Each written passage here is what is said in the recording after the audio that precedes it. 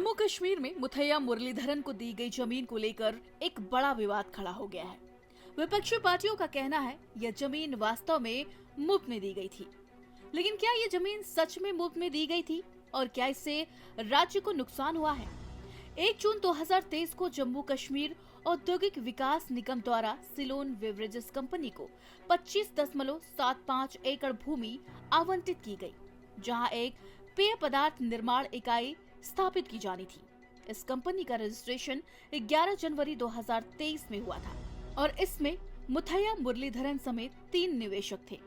दरअसल जम्मू कश्मीर औद्योगिक भूमि आवंटन नीति के तहत यह भूमि आवंटन किया गया है। इस नीति के मुताबिक केवल औद्योगिक उद्देश्यों के लिए आवंटन किया जाता है।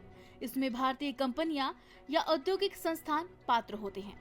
ऐसा नहीं है कि मुथैया मुरलीधरन को भूमि मुफ्त में दी गई थी।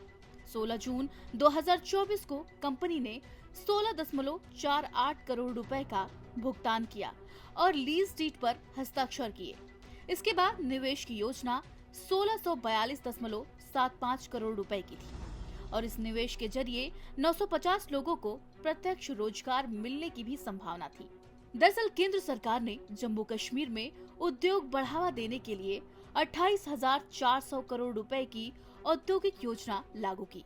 इस योजना के तहत उद्योगों को पूंजी निवेश, जीएसटी, सब्सिडी और ऋण जैसे प्रोत्साहन दिए जाते हैं। सिलोन बेवरेजेस कंपनी ने पंजीकरण के लिए आवेदन किया, लेकिन यह विदेशी निवेश था। इसका पंजीकरण प्रक्रिया में देरी हो गई और पूरा 28,400 करोड़ रुपए का बजट समाप्त हो गया। इस कंपनी ने 6 मार्च 2024 को जम्मू कश्मीर सिडको को भूमि सौंप दी, क्योंकि पंजीकरण में देरी हो रही थी और प्रोत्साहन का समय भी समाप्त हो चुका था। जम्मू कश्मीर औद्योगिक नीति के अनुसार अगर कोई आवंटी भूमि समर्पित करता है तो उसका आवंटन रद्द हो सकता है और आवंटी को 80% राशि वापस मिल सकती है। कुल मिलाकर मुथैया मुरलीधरन के नाम पर भूमि आवंटन पर विवाद था, लेकिन ये स्पष्ट है कि यह भूमि उनकी व्यक्तिगत नहीं बल्कि एक कंपनी को दी गई थी। हालांकि पंजीकरण प्रक्रिया में देरी के कारण निवेश का बड़ा हिस्सा खो गया। यह मामला जम्मू कश्मीर की औद्योगिक नीति और विदेशी निवेश के लिए उठाए गए कदमों पर भी सवाल खड़ा करता है। क्या इससे राज्य को नुकसान हुआ? यह तो आने वाला समय ही बताएगा।